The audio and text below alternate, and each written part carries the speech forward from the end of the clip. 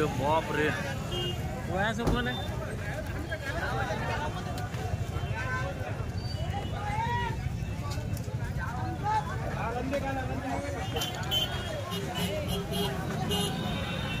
खडी वाहतूक हे सोनापर्यंत इलिगल आहे, ह्याला कुठल्या प्रकारची परमिशन नाही.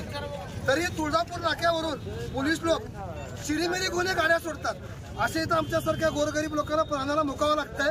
त्यामुळे सगळ्यात पहिला तिथल्या अधिकाऱ्यांना सस्पेंड करा, नंतर हे खडी कुठनं भरली त्याचा परवाना निलंबित करा, हा लिगल आहे की इलिगल आहे चौकशी करा, आणि नंतर मग ह्या ड्रायव्हरवरती आणि मालकावरती गुन्हा दाखल करा, मनुष्यबळाचा गुन्हा दाखल करा.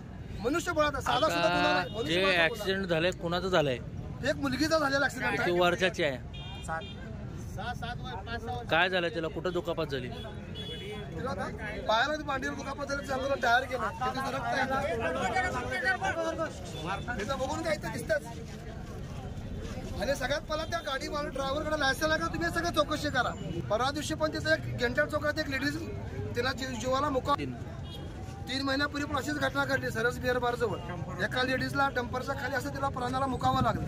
जड वाहतूकला मुळात परवानगी सोलापुरात नाही आहे, गाड्याला परवानगीच नाही. ही गाडी आता सोलापुरात कसा आम्हाला प्रश्न पडलाय.